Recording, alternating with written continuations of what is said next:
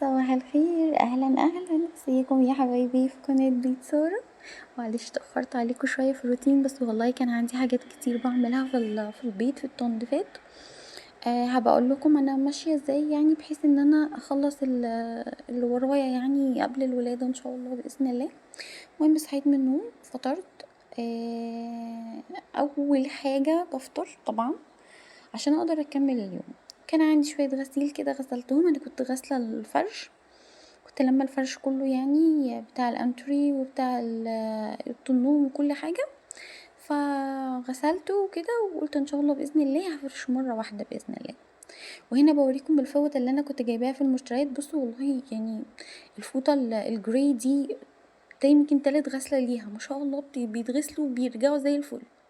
بوريكم كمان المطبقيه شكلها جميل ازاي، بجد عجبتني جدا.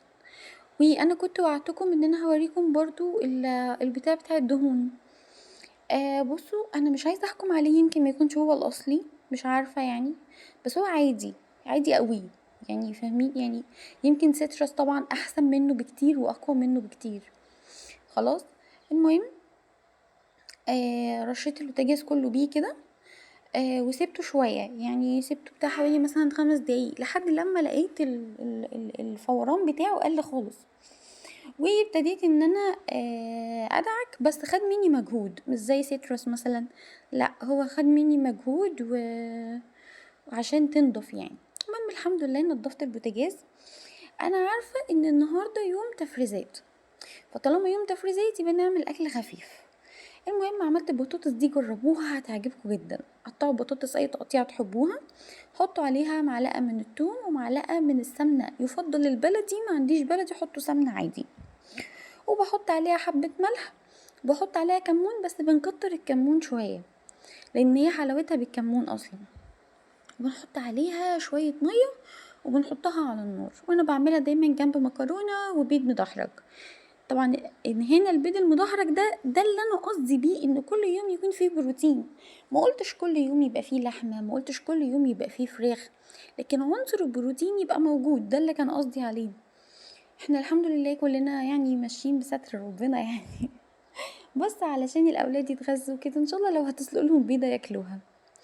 وربنا يرزقنا جميعا يا رب، ونعرف ننشئهم تنشئه صالحه، مش بس جسمانيا، كمان اخلاقيا.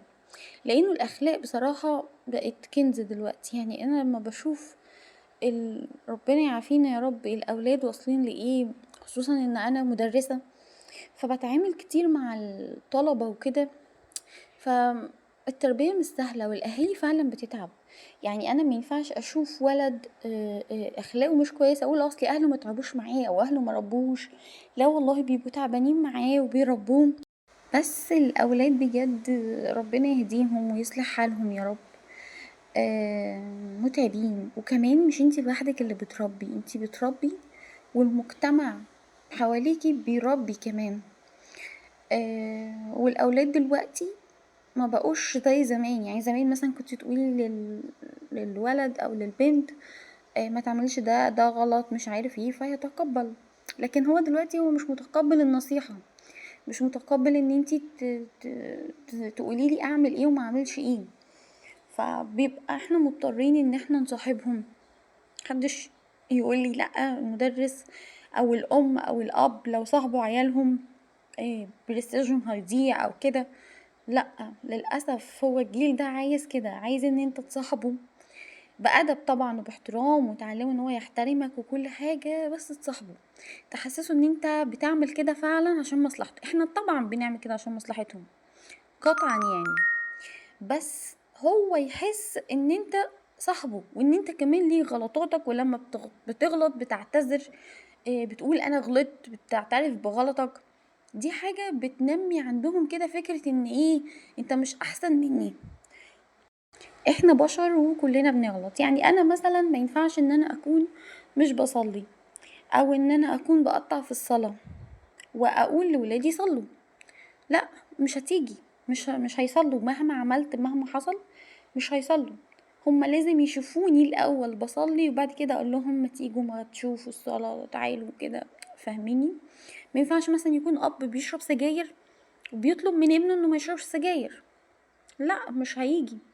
طب ما هو بابا بيعمل كده، فاهم؟ فهو يا اما هياخدك قدوة فهيشرب سجاير لانه انت قدوة، يا اما مش هياخدك قدوة ولا حاجة بس هيعمل كده مع اصحابه، فلما انت تيجي تكلمه يقولك طب ما انت بتشرب، لو هي مضرة كنت خاف على نفسك. هما مش بيقتنعوا او مش بيدركوا فكرة ان انا خايف عليك اكتر مني، هما مش فاهمين ده، لانه الاحساس ده كلنا ما جربناهوش الا لما بقينا امهات وابهات. غير كده احنا ما كناش فاهمين يعني ايه اهالينا خايفين علينا، يعني ايه اهالينا بيحبونا اكتر كمان ما بيحبوا نفسهم. المهم الحمد لله خلصت المواعين، وكمان بقى عملت لي كوبايه ايس كوفي كده قبل ما ادخل في التفريزات، وعملت بقى التفريزات بتاعتي وقعدت عليها. بس فيديو التفريزات هنزله لوحده عشان الفيديو ده ما يطولش عليكم وعشان ما تتلخبطوش كمان بين الفيديوهات. متنسوش بقى لو بتعجبكم الفيديوهات بتاعتي لايك وشير وسبسكرايب ودعوة حلوة، ربنا يقومني بالسلامة.